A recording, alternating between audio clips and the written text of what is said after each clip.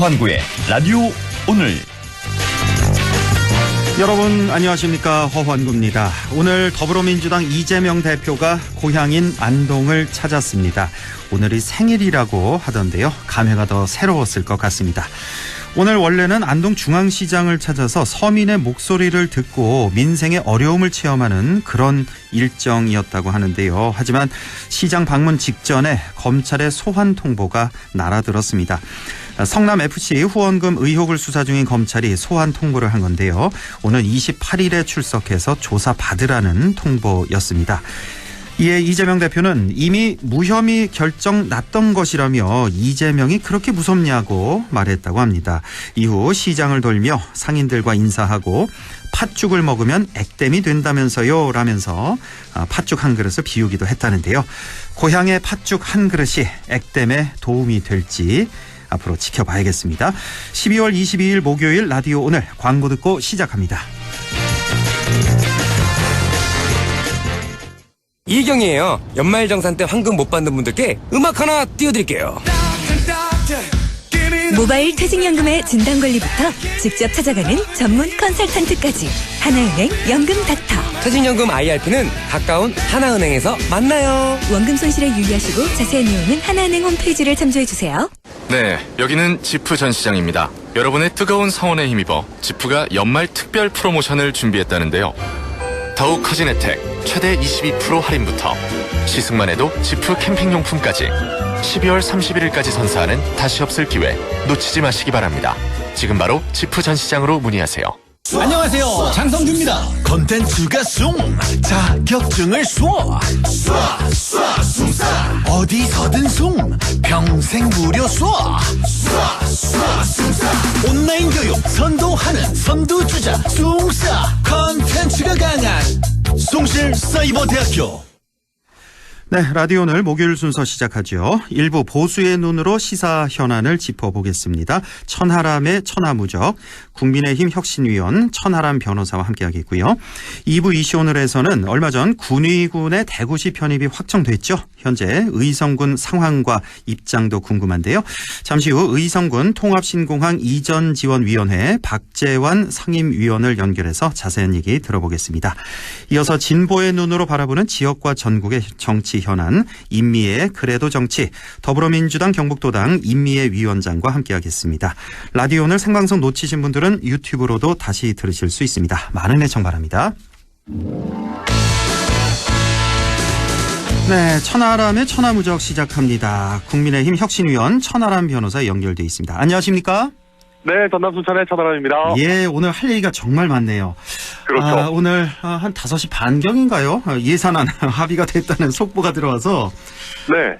그동안 그 현안이 됐던 게 법인세 문제였잖아요. 법인세를. 그렇습니다. 네. 뭐 최고 그 구간 그걸 두고 사파 싸움이 있었는데, 구간별로 다 1%포인트씩 세율 인하하겠다. 이렇게 결정이 됐고, 그다음에 또 하나 쟁점이 그 경찰국 인사검증단 예산이었잖아요. 이것도 네. 이제 반 50% 삭감하는 걸로 합의가 이렇게 됐습니다. 혹시 예산안에 대해서 혹시 하실 말씀 있습니까? 간단하게나마. 저는 그래도 잘 합의가 됐다고 생각하고요. 그렇죠, 이게 지금 사실, 네, 내일 모레가 크리스마스인데, 이걸 뭐 지금 한다고 해서 국민들께 크리스마스 선물 드린다고 할 수도 없겠지만은, 네. 예, 이게 넘기지 않은 것만 해도 다행이라고 생각하고, 그렇죠. 양당 모두 그냥 뭐 어느 정도 명분을 챙겨간 선에서 잘 타협했다, 그렇게 보입니다. 정말 늦었지만 다행이다. 자, 지금 국민의힘 당신 100%로 당대표 뽑기로 결정이 된 상태인데, 자, 우리 전체적으로 일단 우리 천하람 위원께서는 어떻게 평가하십니까? 너무 성급해요. 성급하다. 네, 그러니까 저는 당신 100% 할 수 있다고 생각합니다. 예. 이게 원래 뭐 외국에도 보면요, 당대표 뽑을 때 정당들이 당원들 100%로 합니다. 우리나라 같은 경우도 정의당도 100%로 하고요.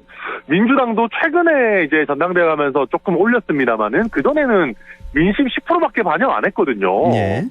뭐 할 수 있어요. 당대표는 당원들이 뽑는다. 틀린 얘기 아닙니다. 그렇습니다. 근데 이런 룰 개정은요, 당권 주자 이름이 뜨기 전에 해야 됩니다. 미리, 아니 이게 이름, 예. 그럼요. 그러니까 이게 누구가 나온다라고 거명되기 시작하면은요, 아무리 좋은 뜻으로 이거를 한다고 해도 오해가 나올 수밖에 없고요. 네.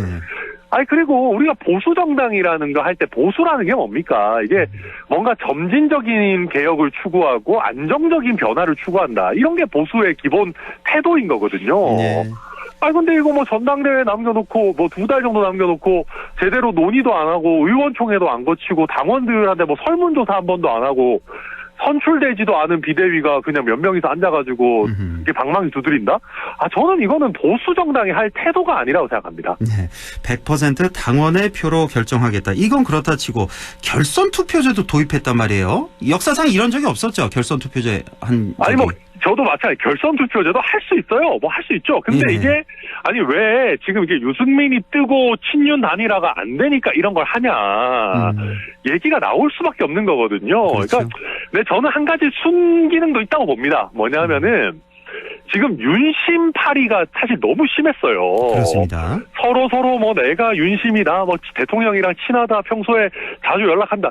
이것보다는 차라리 결선 투표가 나왔으니까 친윤 후보들이 마음껏 경쟁하고 네. 당원들의 선택을 받아서 자연스러운 단일화가 되도록 하는 거 저도 순기능도 있다고 생각합니다. 다만 제가 앞서 말씀드렸듯이 저는 그게 사실인지 아닌지 모르겠지만 유승민 전 의원 입장에서 이거 유승민 죽이기다라고 하기가 너무 좋아졌어요. 그래서 저는 이 전체 과정을 보면서 과거에 그 추미애 장관이 윤석열 그 총장 띄워주듯이 우리도 온 당이 힘을 모아서 자꾸 유승민 띄워주게 하는 건가? 예, 아니 사실 유승민이라는 정치인이 그렇게 핫한 정치인이 아니거든요. 그렇죠. 뭐 합리적이고 뭐 똑똑하다 이런 평가를 받지만 막 그렇게까지 인기의 중심에 있는 그런 분은 아닌데 자꾸 좀 뭐랄까요 이렇게 때리니까 더 크는 느낌이라서 이거 좀 조심해야 될 부분 아닌가 저는 그렇게 생각합니다. 때리면 더 큰다는 이 원칙이 좀 생긴 것 같네요. 정치권에서 보면은 요즘에 언론도 마찬가지고. 과거에 뭐 양김 할 때도 보면은 서슬퍼런 권력이 때리면은 사실 더 커지는 거죠. 아니요. 뭐 과거부터 있는 일 아닌가 싶습니다. 하나 좀 궁금한 게 네. 혹시 이거 모바일 투표로 하느냐 현장 투표로 하느냐 이것도 혹시 정해졌습니까? 당연히 모바일로 하지 않을까 싶은데요. 이게 일부 비대위원이 뭐 예. 현장 투표를 해야 되는 거 아니냐 얘기하는 것 그러니까 그 같은데. 얘기가 나와서요. 예. 설마 그렇게까지 하겠습니까? 네, 그건 그러니까 말이 안 되는 거죠. 어쨌든 이거 네. 정해진 건 아니죠. 앞으로 이제 네, 정해야 정해진 되는 거. 거죠, 이것도. 예. 네, 그런데 지금까지 관례상 모바일 투표를 계속 해왔고요. 예. 당신 100%로 하겠다는 말은 그럼에도 불구하고 최대한 많은 당원들의 표심을 들어야 이제 그게 민심이랑 비슷해지는 거 아니겠습니까? 예. 그렇다고 한다면은 현장 투표까지 도입은 못할 겁니다. 그래서 뭐 현장 투표 얘기가 슬슬 나와서 혹시 이것도 뭐 몇 대 몇으로 또 모바일 투표 뭐 7, 현장 투표 4 뭐 이렇게 하는 거 아니냐 뭐 이런 또 의심도 들어서. 그러니까 지금 보면은 100% 당원 투표를 하겠다. 이게 1중 안전장치. 결선 투표제 하겠다. 이게 2중 안전장치. 뭐 이렇게 해석하는 분들이 많더라고요. 혹시 여기다 플러스 현장 투표까지? 뭐 이렇게 의심하는. 현장 투표까지는 안 할 것 같고요. 다만 그렇죠. 3중 안전장치를 생각해 본다면 예. 1차 컷오프를 아마 친윤계 뭐 5, 6, 7, 8위 후보는 할 것 같습니다. 왜냐하면은 친윤계 후보가 예. 너무 많이 지금 살아 올라가면은 예. 자칫 잘못하면은 그 뭐 좀 약간 좁은 의미의 친윤 그러니까 뭐 김기현, 권성동 뭐 이런 분들이 그 순위권 안에 못 들어갈 수가 있어요. 또 그렇게 되는군요. 예, 그래서 뭐 이제 예를 들면은 뭐 강신업이라든지 황교안이라든지 이렇게 조경태? 약간 표를 갈라 먹을 수 있다라고 하는 분들을 예. 컷오프하는 또 그런 방안도 뭐 내심 고려하지 않을까. 이건 뭐 순전히 이제 추측입니다. 그 컷오프 만약에 한다면 그 비대위에서 하나요? 그것도? 선거관리위원회에서 합니다. 선관위에서. 네. 그렇군요. 자, 이렇게 어쨌든 뭐 이게 지금 궁지에 몰린 건지 아니면 자기에게 힘을 실어주는 건지 모르겠습니다만 유승민 전 의원 입장에서 보면 오늘 아침에도 또 인터뷰를 했던데 출마를 할까요? 안 할까요? 지금 이런 상황에서. 이렇게까지 했는데 안 하면 우스워지죠. 출마한다면 당선 가능성은 어떻게 보세요? 저는 뭐 거의 많지 않다고 봅니다. 많지 않다고 보세요? 네. 왜냐하면 일단은 유승민 전 의원의 돌풍이 뭐 없진 않지만 예. 지난 대선 이전에 이준석 돌풍에 비하면 미미한 수준이고요. 그리고 대선 이전에는 대선을 이기기 위해서 무엇이 좋을까 하나만 생각하면 됐습니다. 네. 그래서 우리 대구 경북에 계시는 많은 당원들도 이준석 별로 그렇게 마음에는 안 드는데 그래도 선거를 위해서는 괜찮겠지라고 찍으신 분들이 많거든요. 예. 근데 지금은 일단 대선을 이겼고 그러면 대통령과의 관계도 생각을 안 할 수가 없습니다. 아하, 예. 그렇다면 국민의힘 당원분들 같으면 유승민 의원이 당대표가 된다. 이거 또 속 시끄러운 거 아니냐. 이렇게 할 수 있는 일이라서 네, 예. 저는 유승민 의원이 당원 투표에서 그렇게 표를 많이 얻기는 쉽지 않다. 저는 그렇게 생각합니다. 설사 뭐 가능성이 높진 않다고 하더라도 설사 떨어진다 네네. 그래도 유승민 전 의원 입장에서는 그래도 출마하는 게 남는 장사다. 뭐 이렇게 볼 수도 있을까요? 그럼요. 그리고 이제 이렇게 계속 꾸준히 출발을 하면서 사실 대구 경북에서 아직까지 배신자 정서 이런 게 남아있지 않습니까? 예. 유승민 의원 같은 경우에는. 예. 또 당을 위해서 본인이 기여할 수 있는 부분이라든지 비전이라든지 이런 걸 꾸준히 말씀드리면서 그런 부담을 또 벗어가야 되는 거니까 네. 저는 충분히 유승민 의원 입장에서도 의미 있는 도전이다. 그렇게 생각합니다. 유승민 의원 입장은 그렇고 자, 안철수 의원 입장도 좀 보죠. 지금 100% 당원에다가 결선 투표제. 안철수 의원도 좀 불리한 거죠? 네, 안 좋죠. 왜냐하면은 안 좋죠. 안철수 의원 같은 경우는 원래는 기존의 무기가 나는 대통령과의 관계도 나쁘지 않으면서 어떤 민심에서도 확장성이 있다. 그게 본인의 무기였어요. 예. 근데 이제는 민심에서의 확장성이라는 게 뭐 있었는지도 모르겠습니다만은 필요가 없어졌습니다. 그러면은 이제 친윤 어떤 조직표를 갖고 계시는 소위 윤핵관이라는 분들 입장에서도 예. 안철수 의원에게 손을 내밀 필요성이 없어졌습니다. 아하. 그런 면에서 저는 가장 큰 피해자는 사실 안철수 의원이 아닌가 예. 싶습니다. 그래서 뭐 한간에서는 또 100%의 결선 투표제 이거 안철수 의원을 두고 염두에 두고 이거 한 거다 그런 얘기도 있고 어쨌든 예. 네, 그거는 이제 나경원 후보랑 아직 후보는 아닙니다만 나경원 의원 전 의원과 누가 이제 엎치락뒤치락 하느냐 해서 한쪽으로 쏠리게 되면은 뭐 안철수 의원도 당연히 뭐 해볼 만한 부분인 거죠. 예. 알겠습니다. 자, 이 얘기 뭐 이 정도만 하고, 자, 지난 20일이었죠. 그제였네요. 12구 참사 유가족들과 국민의힘 특위위원들이 만났습니다. 여기서 아주 주호영 원내대표, 참 오랜만에 좀 제가 보기에는 뭐 리더십이 참 돋보였던, 할 말을 참 하셨다 이런 생각이 좀 들었는데요. 어떻게 평가하십니까? 이 만남. 네, 저도 잘 하셨다고 보고요. 특히 이제 국정조사와 관련해서 엊그제 이제 복귀를 결정 안 했으면은 너무 늦어졌을 겁니다. 그럼요. 예. 근데 이제 어떻게 보면 현장 조사라든지 청문회라든지 일정을 소화할 수 있는 마지막 시기에 잘 합류한 것이고요. 그리고 합류하는 형태도 우리 유가족분들 뵈러 가기 전에 아마 합류를 결정하고 가지 않았겠습니까? 예. 그러면서 또 유가족들 뵙고 말씀 듣고 하는 형태로 합류한 건 저 잘했다고 보고 또 한 가지는 이게 말입니다. 아무리 우리가 뉴스에서 보고 유가족분들을 TV에서 봐도요. 막상 실제로 앞에서 보고 그 정말 슬픔을 느끼는 거는 완전 다른 문제거든요. 예. 그래서 저는 우리 의원들이 이번 한 번에 그치지 말고 또 특위위원들뿐만이 아니라 좀 유가족분들 많이 뵙고 뭐 대단한 해결책을 내지 않더라도 좀 그분들의 마음을 공감하려는 노력들을 더 많이 했으면 좋겠다 그렇게 생각합니다. 예, 지금 국조특위가 기한이 이제 1월 7일로 알고 있는데 이제 한 2주 남짓 남은 거예요. 이거 당연히 기간 좀 연장돼야 되는 거 아닙니까? 네, 아마 일단 청문회를 해보고 나서 이제 여론을 지켜보면서 결정할 걸로 보이고요. 다만 이제 민주당 의원입니다만은 우상호 위원장이 나름대로 좀 준비를 잘 했다고 평가를 받더라고요. 예.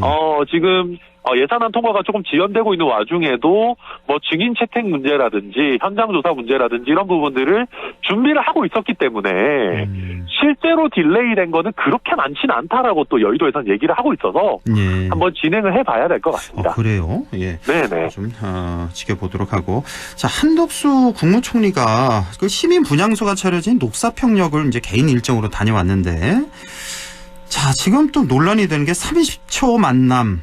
보수 유튜버와의 악수, 무단횡단 이게 더 얘기거리가 많더라고요. 참 안타깝네요. 이런 네, 얘기. 되게 답답했습니다. 이게 일단은 한덕수 총리가 개인 자격으로 이렇게 가서 갔다. 의도 자체가 나쁘겠습니까만은 유가족들 입장에서 총리가 온다고 거기서 그러면 박수 치면서 총리 왔다고 환영해 주겠습니까? 아니죠. 예. 당연히 이게 어떤 만족스럽지 않은 얘기들이 나올 수밖에 없는 것이고 그럼요. 그러면 예. 총리 입장에서 질책을 하시더라도 듣고 또 가능하면 설득도 하고 그럼 내가 오늘 뭐 대통령은 아니니까 뭐 최종적인 건 아니라도 대통령을 좀 설득을 해보겠다든지 전달을 해보겠다든지 좀 이런 적극적인 메시지가 나와야 되는데 네. 너무 빨리 좀 돌아서신 면이 있고 그리고 나서 사실은 그 뭐 경호하시는 분들의 얘기를 따랐다라고는 하지만 총리께서 굳이 그 빨간불에 무단횡단을 하는 모양새도 저는 좀 참 좋지 않았다. 차라리 그럴 거면은 정식으로 신호 통제를 하는 게 낫지. 그렇죠. 예. 예, 그래서 전체적으로 조금 총리께서 이렇게 하신 게 좀 좋지 않았다. 뭐 그렇게 보입니다. 좀 해도 너무한 것 같습니다. 계속해서 한덕수 총리 같은 경우는 예전에 그 국회에서 뭐 신문 총리 뭐 여러 등등 비판의 목소리가 많았는데 이번에 또 이러네요. 뭐 부적절한 네, 발언도 많았고. 예. 그렇죠. 저희가 사실 기대가 컸고 특히나 이제 노무현 정부 때 총리를 이미 하셨던 분이기 때문에 예. 여야 협치 이런 부분에서도 좀 기여를 해주시지 않을까 했는데 아직까지는 저도 잘 모르겠습니다. 그렇습니다. 그나저나 지금 뭐 막말 논란, 2차 가해 논란이 상당히 뜨겁습니다. 국민의힘 그 창원시 김민아 의원뿐만 아니라 그 김상훈 비대위원 맞죠? 지금 비대위원 중에 네네, 얼마 맞습니다. 전에 예. 김상훈 비대위원 또 권성동 의원, 송원석 의원 등등 해서 막말을 쏟아내는 이 정치권 여기에다가 보수 유튜버들 막말도 상당하더라고요. 어제도 보니까 그 신자유연대인가요? 신자유연대 그 김성진 네네. 대표 오히려 그 유가족을 고소를 했네요. 명예훼손으로. 참 이거 해도 너무하는 거 아닙니까?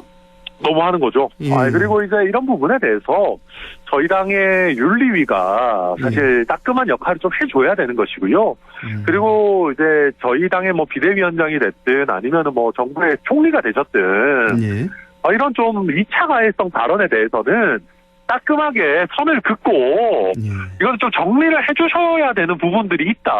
저는 그렇게 생각하고요. 그걸 왜 안 할까요? 정부에서. 그러니까 저는 또 답답한 게 아니 뭐 김민아 의원의 발언이나 뭐 다른 분들의 발언이나 국민의힘에 몸담고 있는 사람 중에 저는 90% 이상은 그런 발언을 당연히 아니 뭐 반대하는 게 아니라 정말 납득하기가 어려운 수준의 얘기들이니까. 사람이라면 다 그렇게 느끼죠. 당연히. 그럼요. 예.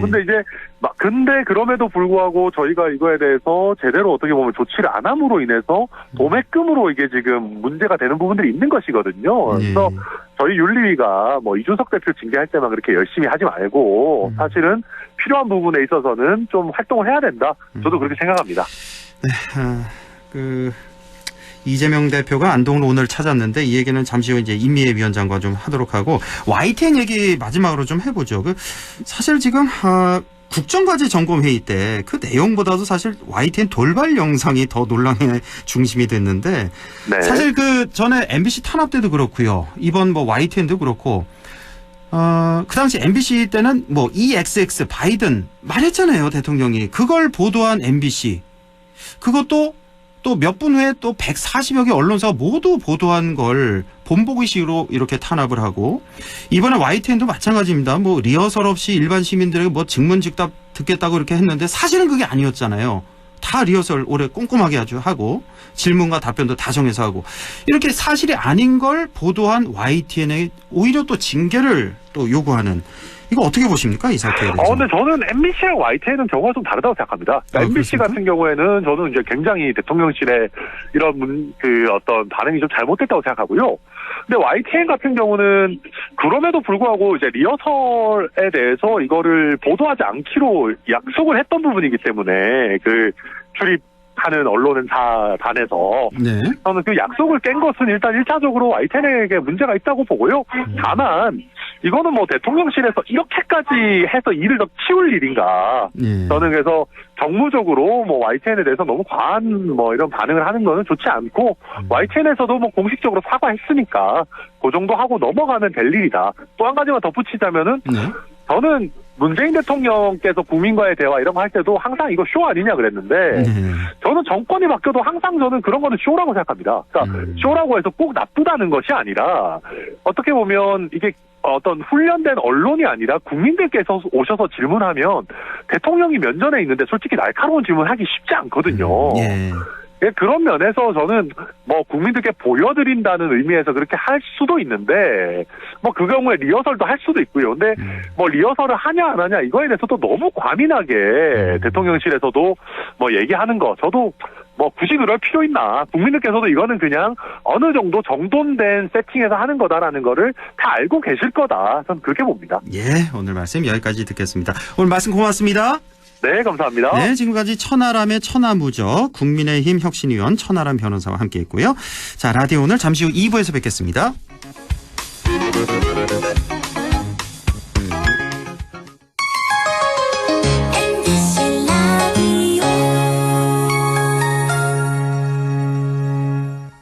가구 살 땐 꼭 한번 가보자. 안동 명품 가구 백화점. 흑표 흑침대, 양성국 갤러리, 금성침대, 한국가죽소파, 장수돌침대. 다양한 브랜드 가구를 한 곳에서 쇼핑할 수 있는 대형 가구 전시장. 안동 명품 가구백화점.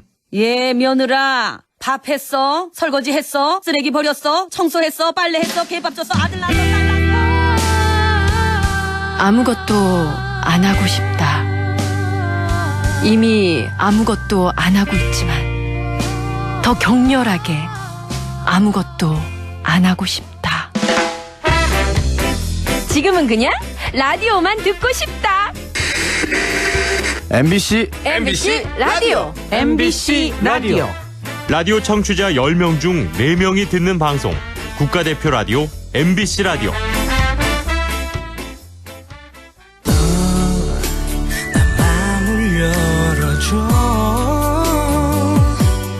다가가 나 속삭이도록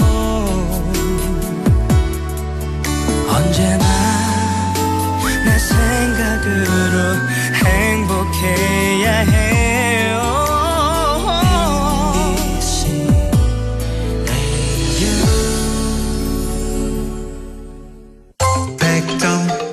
MBC 라디오. 네, 6시 27분 30초 지나고 있습니다. 이슈 오늘 시작하죠. 군위군의 대구 편입이 확정되면서 대구 경부 통합신공항 건설 사업 추진에 대한 기대가 높아지고 있습니다. 의성군 주민들도 공동 합의문의 빠른 이행을 촉구하고 나섰죠. 의성군 통합신공항 이전지원위원회 박재환 상임위원 연결해서 자세한 내용 들어보겠습니다. 자, 박재환 상임위원님 안녕하십니까? 예, 안녕하십니까? 예, 반갑습니다. 군위군의 대구 편입 확정. 자, 의성군 통합신공항 이전지원위원회에서는 어떻게 받아들이고 계십니까? 예, 군위군 편입은 군위군 공동 합의문 사항이므로 당연히 약속은 지켜져야 한다고 생각합니다. 예. 군위군의 대구시 편입이 확정된 만큼 우리 군 공동 합의문도 조속히 이행되어야 한다고 생각을 합니다. 의성 국민들은 공항 소음을 감소하면서까지 늘어날 인구와 일자리를 통해 지역 경제를 발전시키고자 90%라는 압도적인 이전 창설률로 통합신공항을 유치했습니다. 예. 하지만 현재 특별법 마련도 늦어지고 공동 합의문 이행에 대한 구체적인 실천도 이루어지지 않아서 많이 답답한 상황입니다. 네. 예, 의성군 공동 합의문 사항도 하루빨리 실행이 되어야겠습니다. 네, 군위의 대구 편입 뭐 당연한 결과다. 하지만 이와 함께 또 의성의 공동 합의문도 빨리 이행돼야 된다. 이런 입장이시군요. 예. 예, 예. 자, 지난 8월이었죠. 군공항 관련 기본 계획이 발표됐는데요. 이후에 공동 합의문의 조속한 이행을 촉구하고 있는 그런 상태입니다. 자, 우선 이 공동 합의문에 담겨 있는 그 내용 좀 소개해 주시죠. 예, 공동 합의문이 작성된 지 2년이 넘게 지났습니다. 2020년 8월 25일 당시 권영진 대구시장과 이철우 경상북도지사님께서 함께 합의한 내용입니다. 네. 가장 중요한 건 항공물류, 정비산업단지, 공항 신도시 조성이고 네. 다른 거는 관광문화단지, 농식품 클러스터 조성, 공항철도 서대구에서 의성역까지고 네. 도청에서 의성 간 도로 건설, 군부대 체육시설, 복지시설, 의성군 배치가 있습니다. 네. 그런데 어딜 물어봐도 용역 중이라는 말밖에 안 합니다. 2년이 넘게 지났고 또 최근 군의군이 대구시 편입도 확정된 만큼 이제는 정말 하루빨리 구체적인 시행 계획이 나와야 되지 않겠습니까? 네, 그렇군요. 지금 공동 합의문의 내용이 생각보다 꽤 많군요. 한 6, 7가지 정도 총 되는데 이 중에서 가장 중요한 게 그 항공물류, 항공정비산업단지 조성 이 말씀을 해주셨는데 여기에다 뿐만 아니라 이제 관련 산업 물류 종사자 주거단지 조성까지. 예. 자, 이게 가장 중요하다고 보시는 건데 이런 약속들 반드시 지켜져야 되겠죠? 앞으로? 예, 이게 공항 유치에 우리가 전제 조건이지 않습니까? 가장 전제 조건, 기본 조건. 의성군과 기본적으로 합의된 사항입니다. 예. 뭐 그동안에 뭐 소음 같은 거 이런 걸 뭐 다 감수하고라도 지금 의성군 같은 경우는 인구 문제가 상당히 심각하니까 인구 소멸을 막자. 그래서 이런 모든 것들 다 감수하시고 이것만은 꼭 지켜달라 하는 게 바로 이 공동 합의문이 될 텐데. 자, 그런데 당시 의성 군민들 뭐 여러 가지 뭐 불안한 마음과 달리 아무도 지금 공동 합의문 이행에 대한 구체적인 약속을 하지 않고 있다. 지금 용역만 하고 있다. 답답하다. 이런 말씀을 하셨는데요. 그 이후에 혹시 뭐 달라진 상황 같은 건 없습니까? 그 공동 합의문에 우리가 소음 감수하고 인구 소멸 여러 가지 문제가 많지 않습니까? 예, 이게 반드시 지켜야 되고. 의성군민의 공동 합의문 이행에 대해서는 지금까지도 대구시와 경상북도 어딜 물어봐도 아직 용역 중이라고만 하고 있습니다. 주민에게 과정이나 계획에 대한 설명이 하나도 없습니다. 경상북도에서는 용역 중이라는 말만을 되풀이하고 있습니다. 도면 유출에 따른 부동산 투기 과열로 공항 사업 시행에 부정적 영향을 미칠 거라는 우려라면서 용역 결과도 공개하지 않고 의성 주민들로는 참으로 답답한 상황이 아닐 수 없습니다. 네, 그렇겠죠. 의성 주민들 입장에서는. 자, 이제 많은 분들이 대구 경부 통합신공항 특별법의 연내 통과를 희망을 했습니다만 뭐 처리 시한 넘겼고요. 자, 뭐 올해 해를 넘길 공산이 지금 커지고 있는데 자, 지금 뭐 어떤 마음이신지요? 당연히 빨리 통과되어야죠. 지역 발전을 하는데 얼마나 기대감이 크겠습니까, 주민들이. 꼭 통과되었으면 좋겠습니다. 하루빨리 여야가 연내에 합의를 통해서 대구 경북 통합신공항 특별법을 처리해 주실 간곡히 당부드리고요. 통합신공항 특별법 제정이 늦어지게 되면은 민간공항이 국토부 사전 타당성 검토 용역에 반영되기 어려워지고 공공항 이전 사업 선정도 늦어질 수밖에 없습니다. 그리고 특별법에 공동 합의문 이행 약속도 함께 당겨야 한다고 저는 생각을 합니다. 자, 지난달이었죠. 개발 행위 허가 제한구역 지정을 반대하고 또 이주 대책 사전 수립을 촉구하기도 하셨는데요. 이건 또 어떤 내용인지 좀 더 설명을 좀 해주시죠.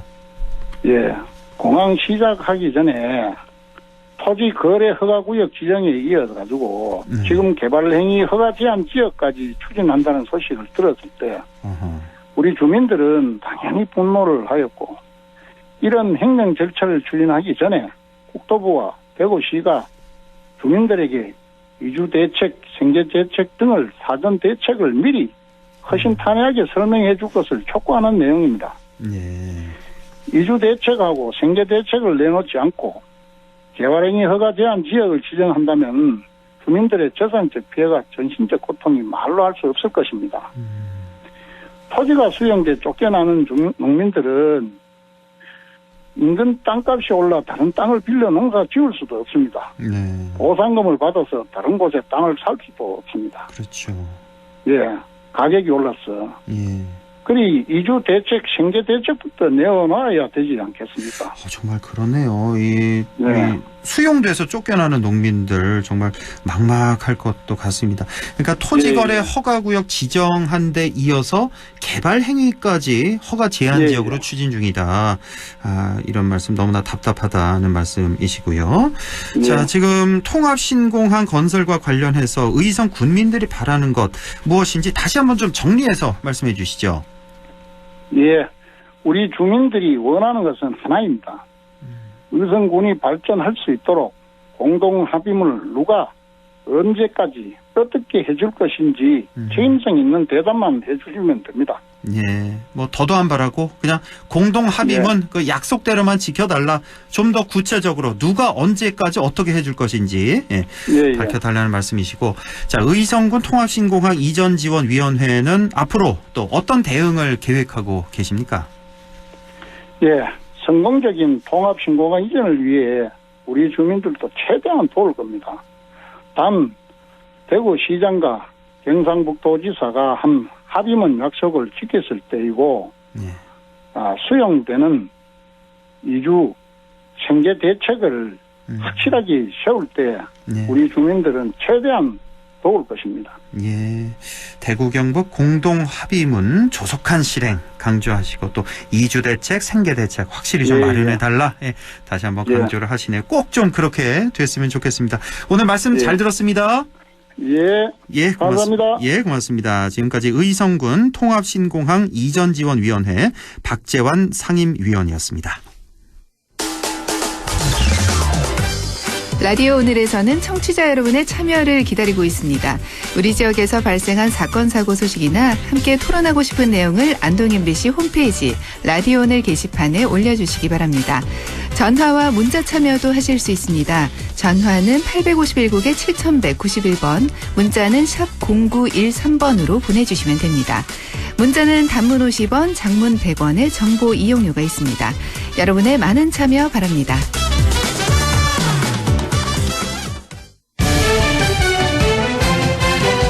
네, 임미의 그래도 정치, 진보의 눈으로 지역의 현안과 전국적인 정치 현안 짚어보겠습니다.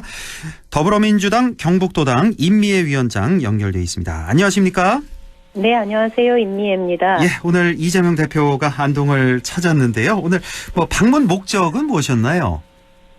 특별히 목적이 있는 건 아니었고요. 예, 국회 일정이 어느 정도 마무리되니까 지난주부터 사실 충청권을 돌기 시작했어요. 민심을 듣는 시간을 갖겠다라는 주제를 가지고 지난주 충청권 돌고 이번 주는 경북 그리고 내일은 강원, 다음 주는 호남 이렇게 돌 계획입니다. 이게 저희 역대 당대표가 이렇게 전국을 돌면서 민심을 듣는 시간을 가져본 적 없거든요.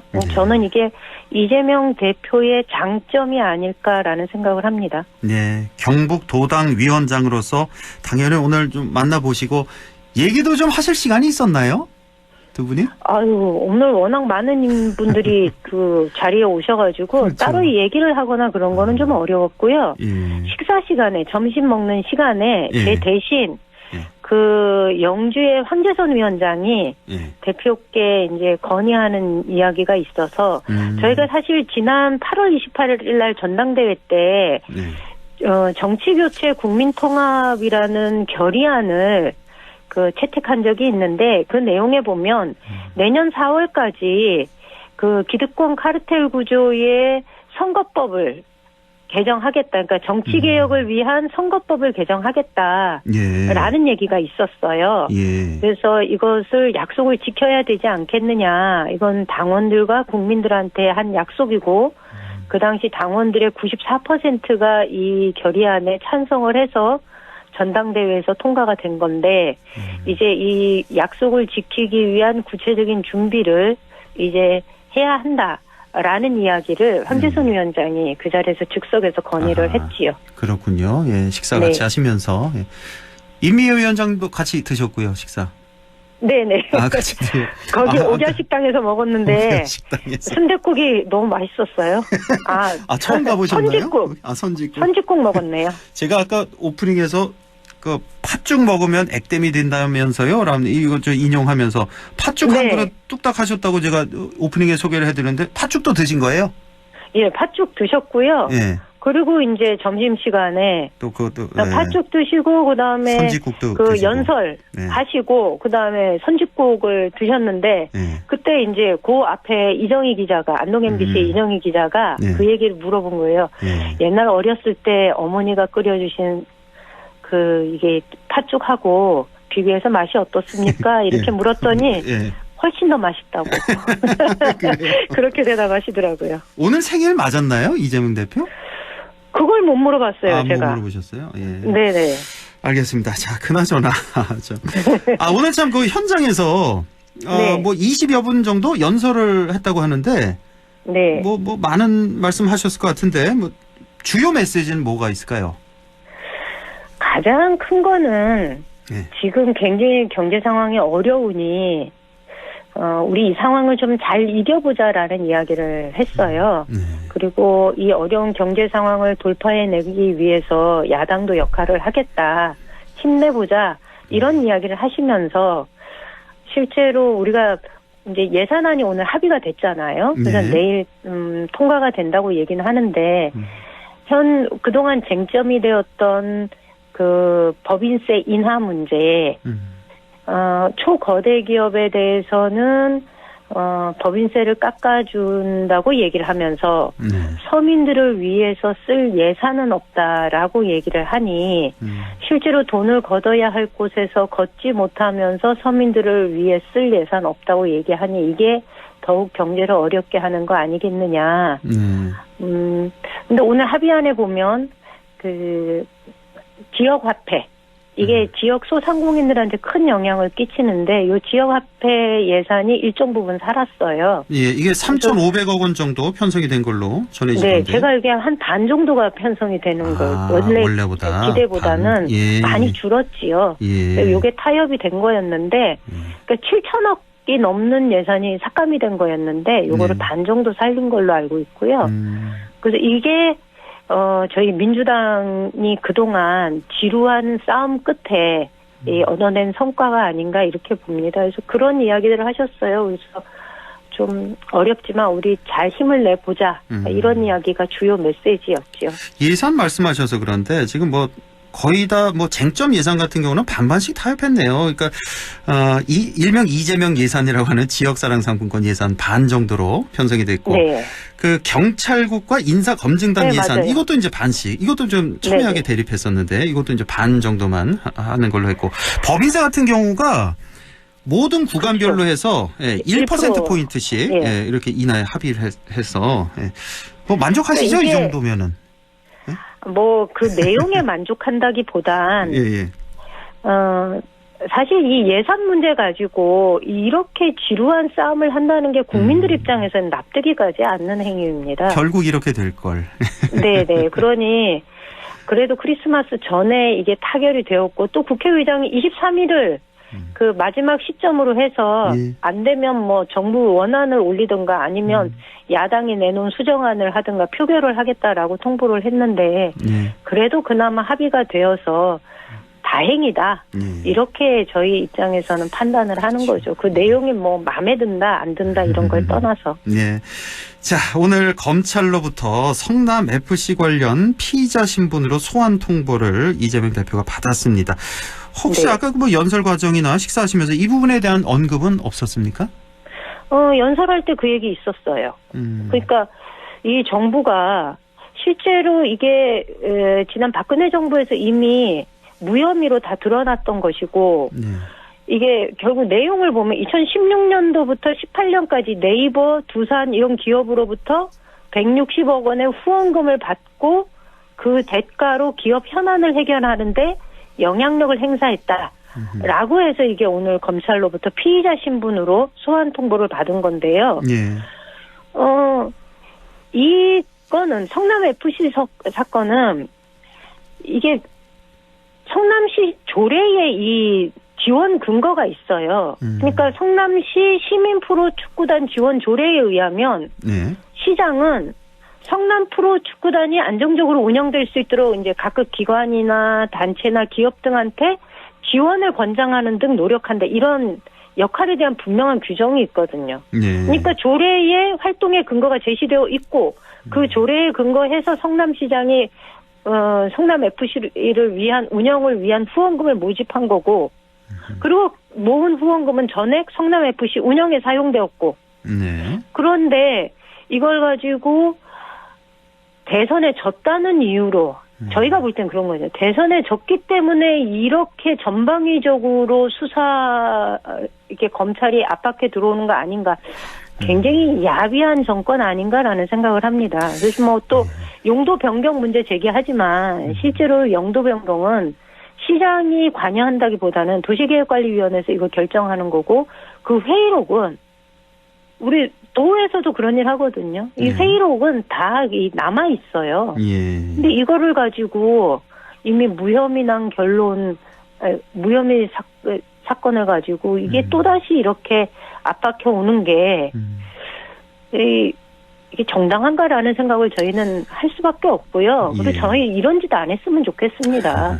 이렇게 치면은 홍준표 대구시장도 조사 받아야지요. 당시 경남 지사로 있을 때 경남 FC의 후원금을 어디가 얼마 이것을 공개적으로 SNS에 올리고 내가 후원금 받아서 운영한다 이 얘기 했었거든요. 아, 똑같은 케이스가 있었군요. 그럼요. 예. 그리고 경북도도 마찬가지입니다. 저희 뭐 경북은 FC가 없으니까 그런데 예를 들면 이철우 지사는 제일 금고를 이제 대구은행이나 농협으로 지정을 하면서 거기로부터 후원금을 받았거든요.